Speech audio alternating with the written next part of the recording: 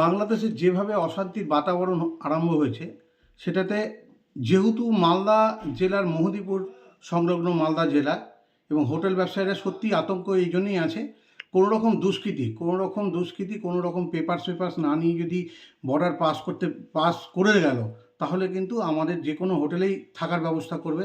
এবার যে কোনো হোটেলে যদি আমরা দিয়ে দিই, তারপরে কিন্তু আমাদের প্রশাসনের শিকার হতে হবে। প্রশাসন এসে আমাদেরকেই ধরবে যে এই লোকটাকে কিভাবে হোটেলে রাখা হলো। তার জন্য আমরা সিদ্ধান্ত নিয়েছি আজকে যে যারা ওই পার থেকে আসবে, আমরা সমস্ত ডকুমেন্টস ভেরিফিকেশান করে আমরা থানায় পাঠাবো। থানা থেকে ভেরিফিকেশান যদি করে, তারপরেই তাকে আমরা ঘর দেবো। অবশ্যই ঘর দেবো, ঘর না দিলে তারা কিভাবে থাকবে সেটাও আমাদেরকে দেখতে হবে, কিন্তু আমরা ভেরিফিকেশান করেই আমরা ঘরটা দেব।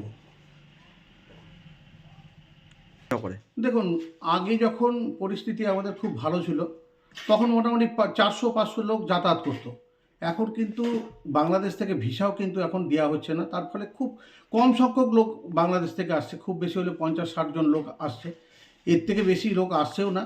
কিন্তু তার পাশাপাশি আমাদের হোটেল ব্যবসায়ীরা যে সিদ্ধান্ত নিয়েছে, এতে হোটেল ব্যবসায়ীদেরও লস হবে। কিন্তু তা সত্ত্বেও হোটেল ব্যবসায়ীর লস হলেও আমরা চাইবো যে আমরা হোটেল ব্যবসায়ীরা যাতে আমরা কোনো রকমভাবে বিপদের মধ্যে না পড়ি, এবং প্রশাসন যেন আমাদের কাছে কোনো রকমভাবে চাপিয়ে না দিতে পারে যে এই লোকটা এসছে, এই লোকটা কিভাবে আসলো।